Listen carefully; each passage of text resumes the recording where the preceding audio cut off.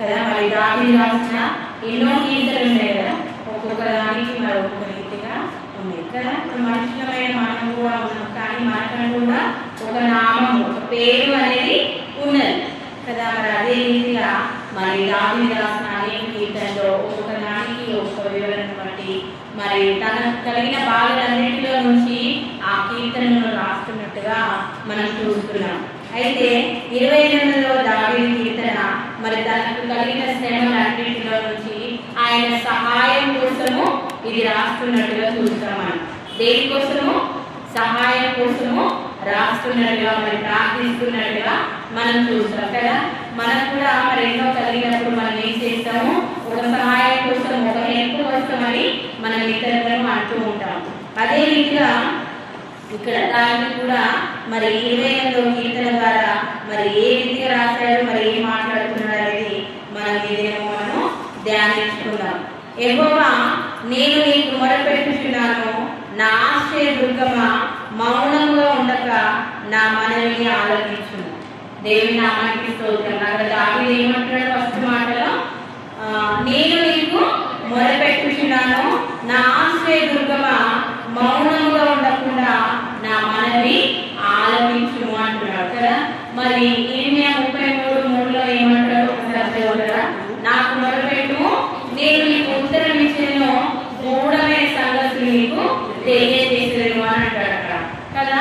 మరి ఎంత చక్కగా అంటున్నాడంటే నేను నీకు మొరపెడుతున్నాను అని అంటున్నాడు. ఇంకేమంటున్నాడు? నా ఆశ్రయ దుర్గమా, నువ్వు మౌనంగా ఉండకుండా నా మనవి ఆలకించును. మనవి అంటే ఏంటి? మనము ఆయనతో చేసే విజ్ఞాపన. ప్రార్థన అంటే ఏంటి? మనం ఆయనను అడగడం. మరి ఆరాధన అంటే ఆయన చేసిన మేలకి మనం ఆయనకు కృతజ్ఞతలు చెల్లించడము ఆరాధన. అయితే మరి ఇక్కడ ఎంత చక్కగా అడుగుతున్నాడంటే నా మనవి ఆలకించుము, వినుము అంటున్నాడు. ఆలకించుము అంటే ఏంటి? వినుము అని అంటున్నాడు. మరి ఆయనకు కలిగిన శ్రమలన్నిటిలో నుంచి, ఆయనకు కలిగిన బాధలన్నిటిలో నుంచి మరి ఎవరి దగ్గర సహాయం అడుగుతున్నాడు? దేవుని యొక్క ఆయన సహాయం అడుగుతున్నట్టుగా మనం చూస్తున్నాం. అదే రీతిగా మార్కు సువార్త 11వ అధ్యాయం చూసుకున్నట్లయితే అక్కడ ఒక మంచి మాట ఉంటుంది. మార్కు సువార్త 11వ అధ్యాయము చివరి వచనం 24 చదువుతారు. మార్కు సువార్త 11:24. ప్రార్థన చేయనప్పుడు మీరు అడుగుచున్న వాటిని పొందియున్నామని నమ్ముడి, అప్పుడు అవి మీకు కలుగునని మీతో చెప్పుచున్నాను. ఇక్కడ సందర్భం వేరు, కానీ మనం ఏ సందర్భానికి తగ్గట్టుగా ఆ సందర్భమే మనం ఇక్కడ మాట్లాడాలి. ఇక్కడ ఏమంటున్నాడు? నేను నీకు మొరపెడుచున్నాను, నా ఆశ్రయ దుర్గమా, మౌనంగా ఉండకుండా నా మనవి ఆలకించు. ఓకే, అక్కడి వరకు ఆయన అప్లికేషన్ పెట్టుకుంటున్నాడు. ఎవరికి? దేవునికి. దేవా, నా మనవి ఏవైతే అడగాలనుకుంటున్నానో దానికి మీరు చెవికి మరి ఆలోచించమని అంటున్నాడు. కానీ వాటికంటే ముందు మనం ఏం చేయాలి? మనం ఏవైతే అడగాలనుకుంటున్నామో అవి ముందుగానే పొంది ఉన్నామని మనము నమ్మకం ఉండాలి కదా. అది లేకుండా మనం అడిగితే అది వ్యర్థము. అదే రీతిగా ఎవ్రీ 11:6 ఏముంటుందంటే విశ్వాసం లేకుండా దేవునికి ఇష్టడై ఉండడం అసాధ్యము అని ఉంటుంది కదా. మనం ఇంతగా వచ్చి మనం ఇంతగా దేవుని సన్నిధిలో ఉండి మరి మనం ప్రార్థన చేసుకుంటాం, వెళ్తాం. బయటికి వెళ్ళగానే ఎవరైనా అడిగారనుకో ఏమో చేస్తాడో లేదో, అవుతారో లేదో, నేనైతే అడిగి వచ్చాను, నేనైతే దేవుని సన్నిధిలో ప్రార్థించి వచ్చాను అని అంటాం. అవునా కదా? కొన్నిసార్లు మన విశ్వాసం అనేది విశ్వాసంలో పడిపోతుంటాం కాబట్టి అడుగుతాం. కానీ ఇక్కడ దావీదు చక్కగా అంటున్నాడు, మరి నా మనవి ఆలకించును. నువ్వు ఒకవేళ ఏమంటాడు? నీవు మౌనంగా ఉండినట నేను సమాధిలోనికి దిగిన వాడి వలె అగుదును కదా. కొన్నిసార్లు దేవుడు మన జీవితంలో మరి మనం అడిగిన ప్రార్థన ఆలస్యం చేస్తే మనకి ఏమనిపిస్తుంది? ఇంకా అయిపోయింది, ఈ విషయంలో నేను ప్రార్థించాను, ఇంకా దానికి జవాబు రాలేదు, ఇంకా నా పని అయిపోయింది అని అనుకుంటాం. అంటే ఏంటి? మన విశ్వాసంలో పడిపోతుంటాం, బలహీన పడుతూ ఉంటాం. కాబట్టి అందుకే మరి దావీదు అంటున్నాడు, దేవా, ఒకవేళ నువ్వు మౌనంగా ఉంటావేమో, ఒకవేళ నువ్వు మౌనంగా ఉంటే నేను సమాధిలోనికి దిగినట్టుగా ఉంటాను అని అంటున్నాడు. పరిశుద్ధాలయం వైపు నా చేతులు ఎత్తినప్పుడు నా విజ్ఞాపన ధ్వని ఆలకించుము. మరి మన దేవుని సన్నిధికి వచ్చినప్పుడు మనం ఆకాశం వైపు కళ్ళెత్తి ఆయన వైపు చేతులు ఎత్తి, దేవా ఇది నా వలన కాదు కానీ ఇది నీ వలన మాత్రమే సాధ్యమవుతుందని మనం రెండు చేతులు ఎత్తి మరి దేవునికి ప్రార్థించినప్పుడు దేవుడు మరి ఎప్పుడు కూడా మన చెయ్యి విడిచిపెట్టాడు. ఆలస్యం అవుతుందేమో కానీ మనం ప్రార్థించిన అంశం నెరవేరకుండా ఉండదు. కాబట్టి మరి ఇక్కడ దావీదు అంటున్నాడు, దేవా నా విజ్ఞాపన ధ్వని ఆలకించుము అని అంటున్నాడు కదా. మరి కొన్నిసార్లు మనం ప్రార్థిస్తూ వెళ్తున్నప్పుడు ఆ కార్యం జరగలేదు అనుకో, అప్పుడు మనం ఏం చేయాలి? ఉపవాసం ఉండి మరి విజ్ఞాపన ప్రార్థన చేసినప్పుడు ఖచ్చితంగా దేవుడు మన ప్రార్థన వింటాడు. భక్తిహీనులను పాపము చేయవారిని నీవు లాగినట్టు నన్ను లాగివేయము. వారు దుష్టాలోచనలో హృదయంలో ఉంచుకొని తమ పొరుగు వారితో సమాధానంగా మాట్లాడరు. భక్తిహీనులను పాపము చేయవారిని నీవు లాగివేయనట్టు నన్ను లాగివేయము. యూదా పత్రిక మరి 1:22 అక్కడ ఏముంటారంటే, సందేహపడవారి మీద మీరు కనికరపడి కొందరిని అగ్నిలో నుంచి లాగినట్టు లాగుడి అంటే అక్కడ ఉంటుంది వాక్యం. ఒకసారి ప్రకటనకి ముందు ఉంటుంది యూదా పత్రిక 1:22. అగ్నిలో నుండి లాగినట్టు కొందరిని రక్షించుడి, శరీర సంబంధమైన వారి అపవిత్రత చాలు. అగ్నిలో నుంచి లాగినట్టు కొందరిని లాగాలి కదా. కొన్నిసార్లు కొన్ని వార్తలు మనం ఏమిటో రోడ్డు మీద వెళ్తున్నాం అనుకోండి, వాళ్ళు చెప్తున్నారు కదా, కొంచెం మిస్ బై మిస్టేక్ అయితే ప్రాణం పోయేది, ఇంకా చనిపోయేవాడు, విజయం ఉండకపోయేవాడు అని అంటారు కదా. మరి అటువంటి వాళ్ళు కూడా లోకంలో ఉంటారు. మనం వస్తున్నప్పుడు దేవుడి సన్నిధికి మనము ఈ వారంలో ఒక్కరికైనా మనం సువార్త చెప్పాలి, ఒక్కరితోనైనా మనం ఆ దేవుని మాటలు పంచుకోవాలి. అయితే అలా పంచుకున్నప్పుడు ఏమవుతుందంటే మరి దేవుడు ఖచ్చితంగా మన వల్ల వారిని దేవుని సన్నిధికి నడిపిస్తాడు. ఎందుకనంటే మన యేసు ప్రభు మాటలు వారిలో మనం వింటున్నాం కనుక దేవుడు కార్యం చేస్తాడు. వాళ్ళతో మాట్లాడినప్పుడు మనం ఏం చేయాలి అంటే, దేవా మరి వారిని నీ సన్నిధికి నడిపించడానికి మనము ప్రార్థన చేయాలి కదా. ఆ రీతిలో ప్రార్థన చేసినప్పుడు దేవుడు ఒక సమయంలో మరి వారిని పట్టుకొని మరి దేవుని సన్నిధికి నడిపించినట్టుగా మనం చూస్తున్నాం. కాబట్టి ఒకవేళ మీరు వారితో మాట్లాడినప్పుడు వారు ఎటువంటి సిచ్యువేషన్ లో ఉన్నారు, ఒకవేళ మీరు మాట్లాడినప్పుడు వారికి అది మరి సహాయంగా కూడా ఉండొచ్చు. కాబట్టి ఖచ్చితంగా మనం వారిలో ఇంకొకటి ఏంటి అంటే ఈచ్ వన్ క్యాచ్ వన్. మనం ఒక్కరినైనా తెచ్చామనుకోండి, ఇక్కడ ఎంతమంది ఉన్నాం? 5 ఉన్నాం. అయితే ఒకరిని తెస్తే ఎంతమంది అవుతారు? నెక్స్ట్ మీకు 10 మంది. మళ్ళీ ఆ 10 మంది ఒకరిని తెచ్చారనుకోండి. కాబట్టి మనం ఏం చేయాలంటే ఈచ్ వన్ క్యాచ్ వన్. ఒకరు ఇంకొకరిని తీసుకురావాలి. అది మన గురి ఉండాలి. నేను ఒక్కరినైనా ఈ సన్నిధికి నేను నడిపించాలి అని మొదటగా మనం ప్రార్థన చేయాలి. దేవా ఎవరితో నేను మాట్లాడాలి, ఎటువంటి వారితో నేను నడిపించాలి అని మొదటగా మనం ప్రార్థించినప్పుడు దేవుడే ఆటోమేటిక్గా మనకి కనెక్ట్ చేస్తాడు. కాబట్టి మరి ఇక్కడ మనం అగ్నిలో నుంచి లాగినట్టుగా మరి లాగవేయమని దావీదు అంటున్నాడు. వారి క్రియలను బట్టి, వారి దుష్క్రియలను బట్టి వారికి ప్రతీకారం చేయము. వారు చేసిన పనిని బట్టి ప్రతీకారం చేయము. వారికి తగిన ప్రతిఫలం మేము కదా. కీడుకు మరి ప్రతికీడు ఏది చేయకూడదు అని చెప్పేసి మరి రోమపత్రిక 12వ అధ్యాయం చివరి వచనంలో ఉంటుంది. అక్కడ అంటే మనము కీడు చేస్తే మనకి ఏమనిపిస్తుంది అని అంటే, మనం కూడా ఒకసారి సాతాను ఏం మాట్లాడుతుంది, నేను కూడా ఏదో ఒకటి చేయాలి. కానీ అక్కడ దేవుని ప్రేమ ఏం చెప్తుంది, మన కీడుకి ప్రతి కీడు ఏది చేయకూడదు. ఒకసారి చదువుతారా?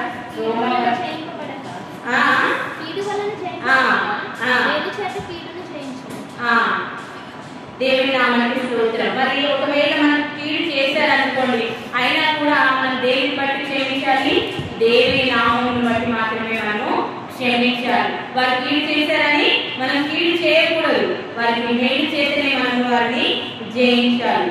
యెహోవా కార్యములను వారు లక్ష్య పెట్టరు, ఆయన హస్తకృత్యములను వారు లక్ష్య పెట్టరు. కావున ఆయన వారిని వృద్ధిపరచక నిర్మూలము చేయము. కొంతమంది జీవితాల్లో దేవుడు ఎంతగా క్షమిస్తున్నా, ఎంతగా బ్లెస్ చేస్తున్నా వారి దేవుడి కార్యాలను వారు వివేచింపరు, వారు అర్థం చేసుకోరు. అంటే అక్కడ ఎంత చక్కగా ఉంది, లక్ష్య పెట్టరు. ఎన్నిసార్లు చేసినా కూడా వాళ్ళు ఎంత మాత్రం కూడా వాళ్ళ దేవుని వైపు వాళ్ళు మరలరు, ఆ రీతిగా ఉంటారు. కాబట్టి మరి అటువంటి వారిని ఏమంటున్నాడు, వృత్తిపరచగా నిర్మూలన చేయదు. మరి ఆ రీతిగా దేవుడు మరి నాశనం చేస్తాడని చెప్తున్నాడు. కానీ మరి మనకైతే మన దేవుడు ఎన్నో మేలు చేస్తున్నాడు కదా, మరి మనం ఎలా ఉండాలి, కృతజ్ఞత కలిగిన వాడిగా ఉండాలి. యెహోవా నా విజ్ఞాపన ధ్వని ఆలకించి ఉన్నాడు, ఆయనకు స్తోత్రము కలుగును గాక. యెహోవా నా ఆశ్రయము, నా కేడము, నా హృదయము ఆయన యందు నమ్మిక ఉంచిన గనుక నాకు సహాయము కలిగేను. ఒకసారి కీర్తనలు 12:2. కీర్తనలు 12. అందరూ ఒకరితో ఒకరు అబద్ధములాడుతూ మోసకరమైన మనసు గలవారై చెప్పుకున్నాడు పెదవులతో పలుకుతూ. దేవి నామమున స్తోత్రం. అక్కడ యెహోవా కార్యములను వారు లక్ష్య పెట్టరు, ఆయన హస్తకృత్యములను వారు లక్ష్య పెట్టరు. ఎంతగా చేసినా కూడా వారి హృదయమే దురాలోచనలతో ఉంటుంది, దుష్టత్వంతో నింపి ఉంటుంది కనుక వాళ్ళు ఒకరికొకరు ఏమనుకుంటారు, దేవుడు చేయలేదు, మనకు జరగవలసింది కాబట్టి జరిగింది, ఇది దేవుడి వల్ల జరిగిన బ్లెస్సింగ్ ఇది కాదు అని మరి ఒకరికొకరు వారు అబద్ధంలో ఆడుతూ ఉంటారు. అయితే మరి ఈ కీర్తన అంతటిలో ఇందులో ఒక మూలవాక్యంగా మరి దావీదు ఏమంటున్నాడంటే, నా హృదయము ఆయన నమ్మిక ఇచ్చాను కనుక నాకు సహాయం కలిగేది. ఒకవేళ మరి మన జీవితంలో కూడా ఎన్నో ఉంటాయి కదా ప్రార్థన అంశాలు, కానీ మొదట మనం ఏం చేయాలి, మన హృదయం ఎలా ఉండాలి, ఆయన నమ్మిక ఇచ్చి ఉండాలి. దేవాన్ని ఖచ్చితంగా చేయగలవు కదా, మనం చదివితేనే కదా మనకి ఏమనిపిస్తుంది, ఖచ్చితంగా బాగా రాస్తారు, 100% రాస్తారని ఎలా చెప్పగలుగుతాం, మనం చదివిన దాన్ని బట్టి మనం చెప్పగలుగుతాం. కాబట్టి మనం ప్రార్థించే ముందు కూడా మనకు ఎలాంటి ఉండాలి, నమ్మకము, ఖచ్చితంగా దేవుడు చేస్తాడు, నేను ఈ విజయము పొందుకుంటాను, ఈ ప్రార్థనకి నేను జవాబు ఖచ్చితంగా చూస్తాను అని రూఢిగా ఉండాలి. అందుకే ఇక్కడ దావీదు అంటున్నాడు, నా హృదయము ఆయన నమ్మిక ఇచ్చాను కనుక నాకు సహాయం కలిగేను. కావున నా హృదయము ప్రహర్షిస్తున్నది, కీర్తనలతో నేను ఆయనను స్తుతించుచున్నాను. మరి 1 నుంచి 5వ వచనం వరకు చూస్తే ఆయన అప్లికేషన్ పెట్టుకుంటున్నాడు, అర్జించుకుంటున్నాడు, దేవా నువ్వు మౌనంగా ఉండకు, నేను ఒకవేళ ప్రార్థించినప్పుడు నువ్వు ఒకవేళ మౌనంగా ఉంటే నీ సమాధిలోకి వెళ్ళిపోతా అంటున్నాడు. అదే 7వ వచనం నుంచి చూస్తే అక్కడక్కడ కార్యం జరిగినట్టుగా తిరిగి ఆయన దేవుని స్తుతిస్తున్నట్టుగా చూస్తున్నాం. ఏమంటున్నాడు, కావున నా హృదయము ప్రకాశిస్తున్నది, కీర్తనలతో నేను ఆయనను స్తుతించుచున్నాను, యెహోవా తన జనులకు ఆశ్రయం కదా. మరి అక్కడ ఏమంటున్నాడు, అక్కడ కార్యం జరిగినట్టుగా ముందుగానే మరి దావీదు చెప్తూ ఉన్నాడు. ఎప్పుడు మన హృదయం ఆశిస్తుంది, దేవుడు మన ప్రార్థన విని కార్యం చేసినప్పుడు మనం ఎంత హ్యాపీగా ఉన్నాం కదా. నిజంగా నేను లాస్ట్ వీక్ వెళ్ళి మరి ప్రార్థించుకొని వచ్చాను ఈ విషయం, మరి దేవుడు నాకు చేశాడని ఎంత హ్యాపీగా ఉంటామంటే అసలు మనము అలా మీకు చెప్పలేము, నిజంగా అనుభవించే వాళ్ళకే తెలుస్తుంది. నేను నాకు కూడా మరి ఒక చిన్న ప్రార్థన విషయం నేను సాక్షులు చెప్తాను. మేము ఇల్లు కొనుక్కునేటప్పుడు 4 లక్షలు మేము కట్టి ఉన్నాం, ఆల్రెడీ రిజిస్ట్రేషన్ కూడా 2 lakhs కట్టి ఉన్నాం. ఎలా ఉందంటే మా పరిస్థితి, వదిలేసుకుంటే 6 లక్షలు వదిలేసుకోవాలి, ముందుకు వెళ్తే ఇంక 20 లక్షలు కట్టాలి. అటువంటి సిచ్యువేషన్ లో ఉన్నప్పుడు మేము రాబోయిపోదాం అనుకున్నాం. ఎందుకనంటే ఇంత భారం మేము వదిలేమేమో, సరే ఇంకా అనుకొని ఇద్దరం ఆలోచించుకుంటున్నప్పుడు మరి మళ్ళీ చివరికి మేమేమనుకున్నామంటే, దేవుడు ఒకవేళ వద్దనుకొని ఉంటే ముందే మనకు ఇవ్వకుండా ఉండాలి కదా. మరి ఇక్కడ వరకు వచ్చినప్పుడు దేవుడు మధ్యలో అయితే విడిచిపెట్టే దేవుడు కాదు కదా అని చెప్పేసి మరొక నిమిషం ఆలోచించి, సరే మన ఇద్దరం కలిసి ప్రార్థన చేద్దామని మరి 2 నెలలుగా నిజంగా మేము ఎంతగా ప్రార్థించామంటే అది చెప్పలేదు. నేను ఇప్పుడు కూడా దేవుని మందిరానికి నైట్లో వస్తున్నప్పుడు దేవుడు నాతో అదే మాట్లాడుతున్నాడు, ఎందుకు విషయం వస్తున్నారు, మీరు ఎందుకు ఇక్కడ పడుకుంటున్నారు అనుకుంటున్నప్పుడు కొన్నిసార్లు నిజంగా నాకు చాలా ఏడుపు వస్తుంది. నిజమే కదా ప్రభా, ఇంత సమయం మేము వృధా చేస్తున్నామేమో అని అనిపిస్తుంది. కానీ మరి అతి త్వరలో అది కూడా మేము పూర్తి చేస్తామని మేము అనుకుంటున్నాం. ఎందుకంటే దేవుడు మన దేవుడు, మరి వాగ్దానం చేసే దేవుడు నమ్మదగిన వాడు. కానీ మేము ఆ 2 నెలలు ప్రార్థించినప్పుడు నిజంగా ఎంత చిక్కులు ఎంత చిరాకులు ఉన్నా మరి ఉదయం అంతా హ్యాపీగా పనిచేసుకునే వాళ్ళం.